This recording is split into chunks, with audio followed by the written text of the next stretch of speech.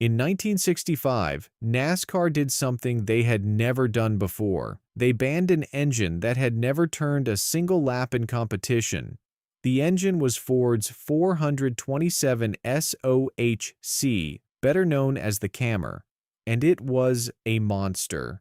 With over 650 horsepower in race trim, it made Chevy's best engines look like lawnmowers. It could out-rev, out-pull, and outrun anything on the track. Bill France, NASCAR's founder, took one look at the dyno sheets and panicked. Chevy lobbied hard, and just like that, the Camry was banned before it ever raced. But here's the thing, the ban didn't kill the Camry, it made it legendary. This is the story of the engine so dominant that NASCAR was terrified to let it compete, and how Ford got their revenge anyway. To understand why the Camry got banned, you need to understand the war that was raging between Ford and Chevy in the early 1960s.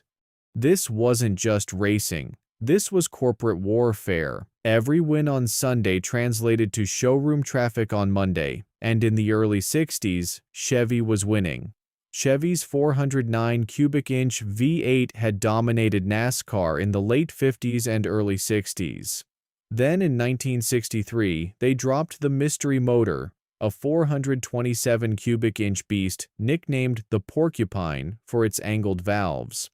It was fast, reliable, and it was embarrassing Ford on the track week after week. Ford responded with their own 427, the FE side oiler, a brute force engine built for endurance racing. It was competitive, but it wasn't a Chevy killer. Ford was still playing catch-up. Then Chrysler entered the chat. In 1964, Chrysler unleashed the 426 Hemi, and it changed everything. Hemispherical combustion chambers, massive valves, unreal airflow. The Hemi didn't just beat Chevy and Ford, it humiliated them. Chrysler swept Daytona in 1964, and suddenly the horsepower wars went nuclear. Henry Ford II was furious. He didn't just want to compete, he wanted to win. He wanted to crush Chevy. He wanted revenge for every embarrassing loss. So he ordered Ford's engineers to build an engine that would make the Hemi look obsolete. They called it the Camry, and it was about to terrify everyone. Ford's engineering team had a clear mission: build an engine that could beat the Hemi, not match it, beat it, decisively. The problem was that Chrysler's Hemi was brilliant. Those hemispherical combustion chambers allowed for larger valves, better airflow, and more efficient combustion than traditional wedge head designs. Ford's existing 427 FE was a strong engine, but it couldn't breathe like a Hemi.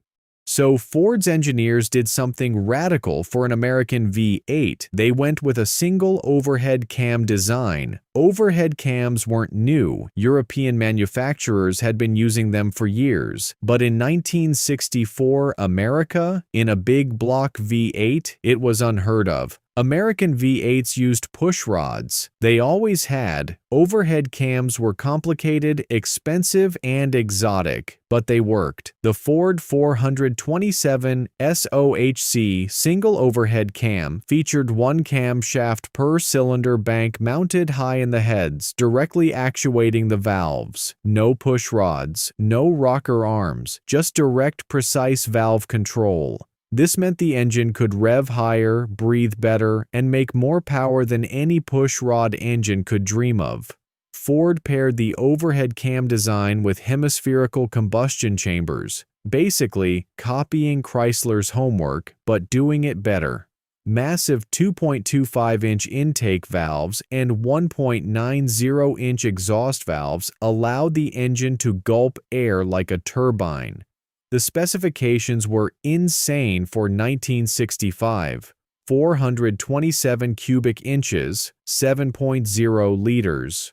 Forged steel crankshaft and connecting rods. Forged aluminum pistons. Dual 4-barrel carburetors in race trim. Redline, 7,000 plus RPM. Unheard of for a big block.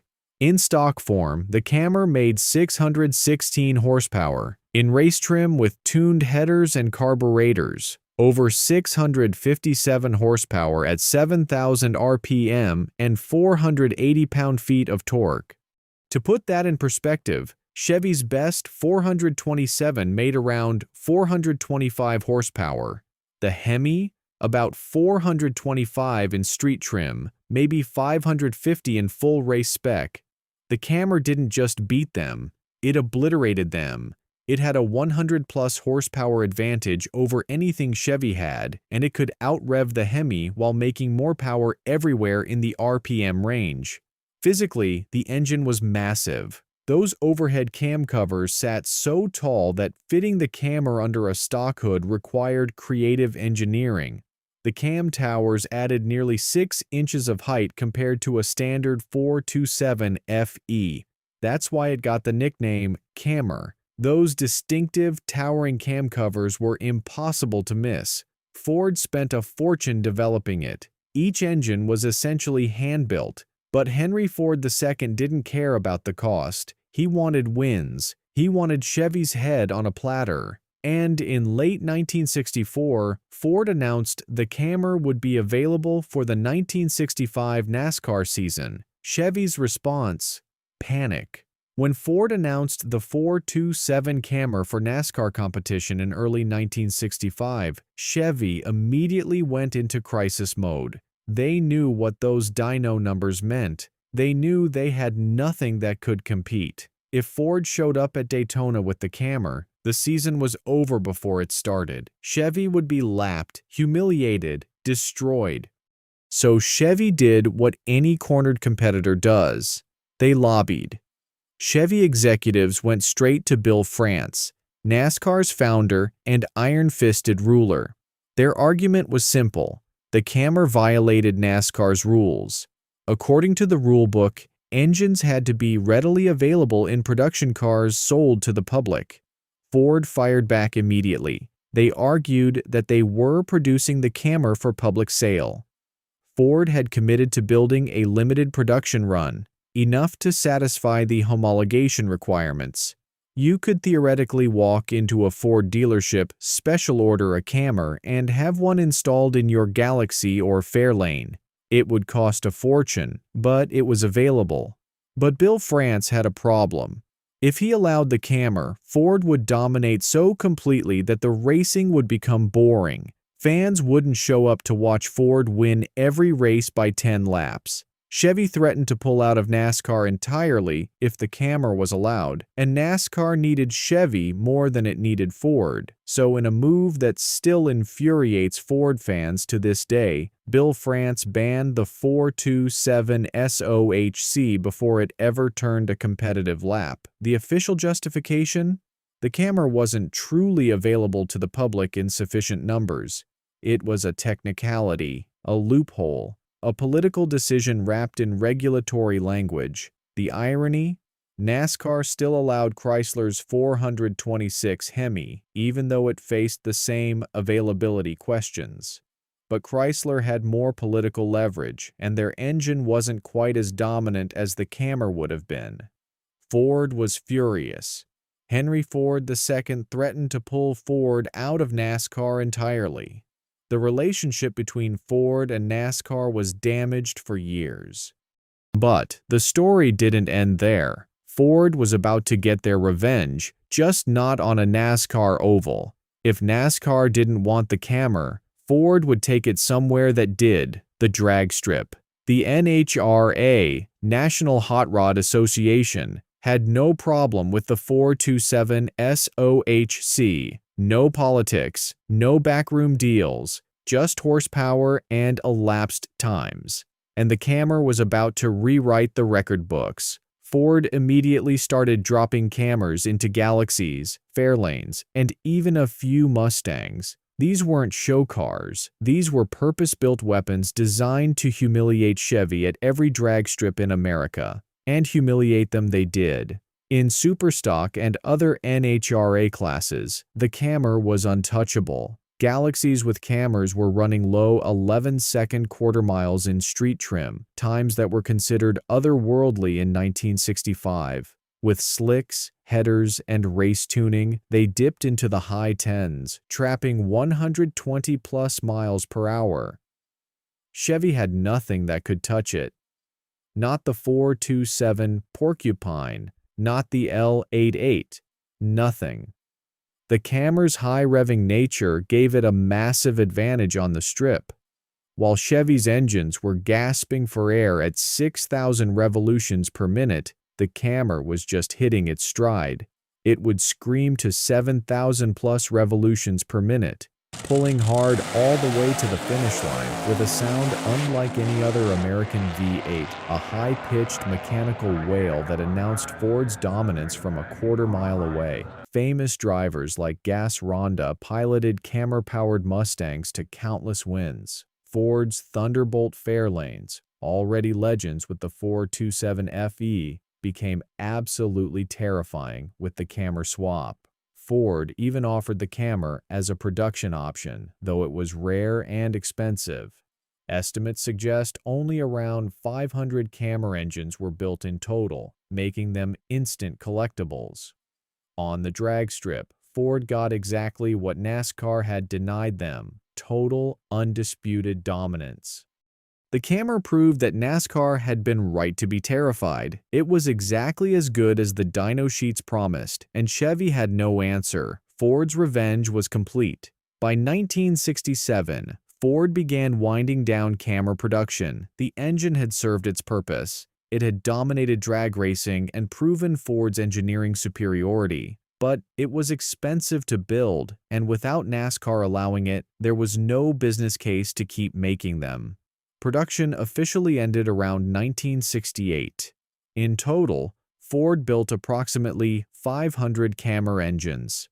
That's it, 500 of the most powerful, most advanced American V8s ever built, and then Ford walked away.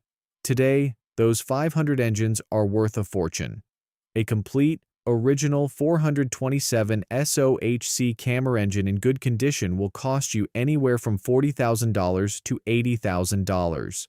Numbers-matching cars, Galaxies, Fairlanes, or Mustangs with original factory Camrys can fetch $150,000 to $300,000 or more, depending on provenance and condition.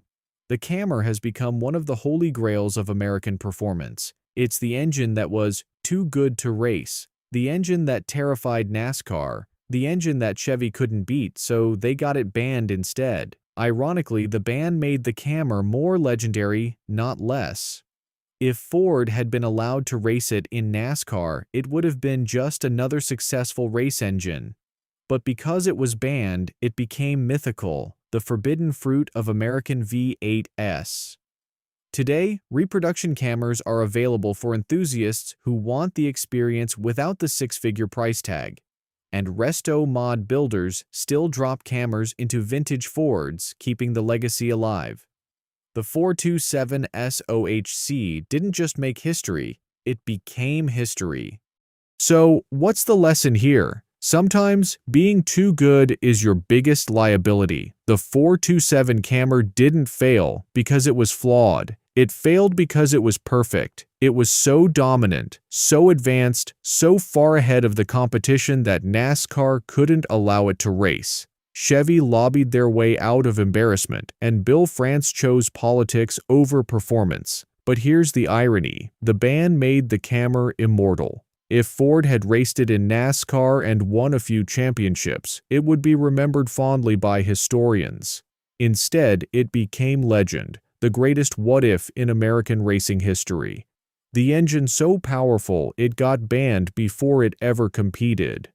Chevy may have won the political battle in 1965, but Ford won the war.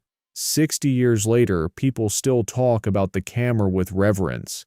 It's a symbol of engineering excellence, corporate rebellion, and the kind of raw horsepower that terrified the establishment. The 427 SOHC proved that sometimes losing the battle is how you win the war.